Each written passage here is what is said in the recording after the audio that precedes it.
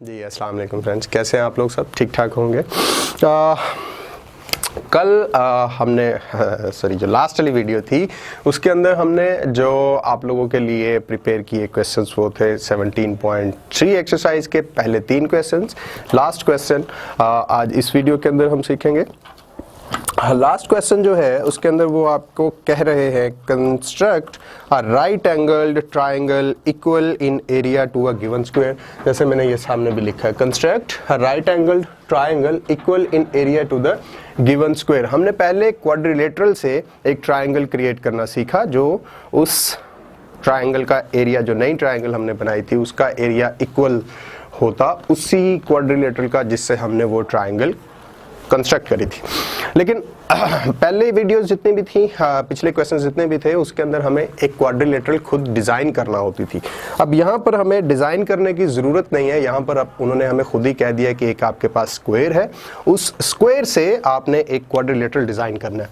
तो मैं direct solution के ऊपर ही आता हूँ इसके। आप सबसे पहले अकॉर्डिंग टू द स्टेटमेंट एक स्क्वायर ले लीजिए जो कि गिवन है। अकॉर्डिंग टू स्टेटमेंट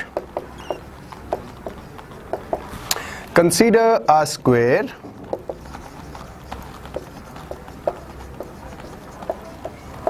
like कुछ इस तरह से आप एक स्क्वायर ले लीजिए। पहले ये सपोज मेरे पास एक स्क्वायर है और स्क्वायर आप जानते हैं एक ऐसा ज्योमेट्रिकल शेप होता है जिसकी चारों साइड जो है वो इक्वल होती हैं इन लेंथ, और उसके इंटीरियर एंगल जो चारों बन रहे होते हैं वो 90 डिग्री के होते हैं।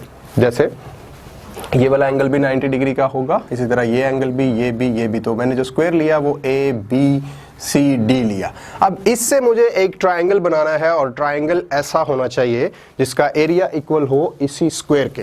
तो बिल्कुल वही पैटर्न है। आप सबसे पहले इस स्क्वायर का डायगोनल ले लीजिए। स्टेप बाय स्टेप आप ये सारी चीज़ें लिखते जाइएगा। अभी लिखने की ज़रूरत नहीं है क्योंकि आपने स्टेप्स डिज़ाइन करना वो हमने लास्ट वीडियो के अंदर अच्छे से सीख लिए थे। स्क्वायर जब आपके पास है तो उसके बाद सबसे पहला पॉइंट आप क्या करोगे,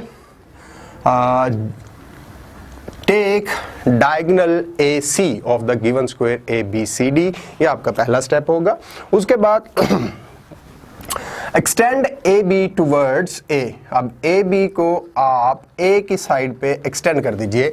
लाइक ये आपके पास AB लेंथ थी, इसे आप A की साइड के ऊपर एक्सटेंड कर रहे हो पॉइंट D तक। अब क्या कीजिए कि D पॉइंट जो है उससे एक पैरेलल लाइन लीजिए।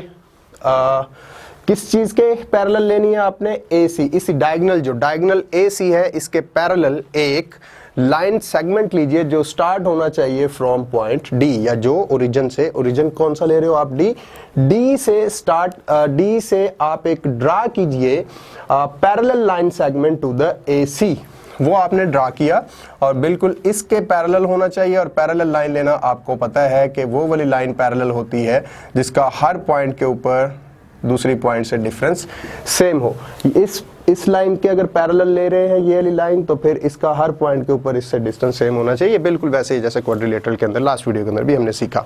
बहरहाल आपने जब ये दोनों पैरेलल लाइन ली, इस डायगोनल AC के पैरेलल लाइन जो आपने D पैरेलल लाइन ली पॉइंट D से, उसने T जो एक्सटेंडेड था सेगमेंट, एक्सटेंडेड लाइन थी AB की, उसको इंटरसेक्ट किया एट पॉइंट, कोई भी पॉइंट का नाम दे दीजिए, चले मैं अभी के लिए पॉइंट E कह देता हूँ। अब पॉइंट यही आपका नेक्स्ट स्टेप होगा। उसके बाद आपने क्या करना है, अभी इसी को जहां पर ये इंटरसेक्ट कर रहा है एक्सटेंडेड लाइन को AB को पॉइंट E के ऊपर, इस पॉइंट को आप ज्वाइन कर दीजिए पॉइंट C के साथ। अगर इस पॉइंट को आप C पॉइंट के साथ ज्वाइन करते हो एक स्ट्रेट लाइन से तो आपके पास, आपको नजर आ रहा है एक ट्राइंगल बन गई। वो ट्राइंगल होगी आपके पास E, B और C। यहां तक आपके पास जो ट्राइंगल बनी है, इस ट्राइंगल का एरिया एग्जैक्टली इक्वल होगा इस स्क्वायर के। तो ये आपके पास रिक्वायर्ड ट्राइंगल है जिसको अभी मैं शेड कर रहा हूं। So this shaded triangle has equal area to the given square, जो आपने इसी स्क्वायर से परफॉर्म करी और ये आपका रिक्वायर्ड था। That's it. Question number 4 of the exercise 17.3।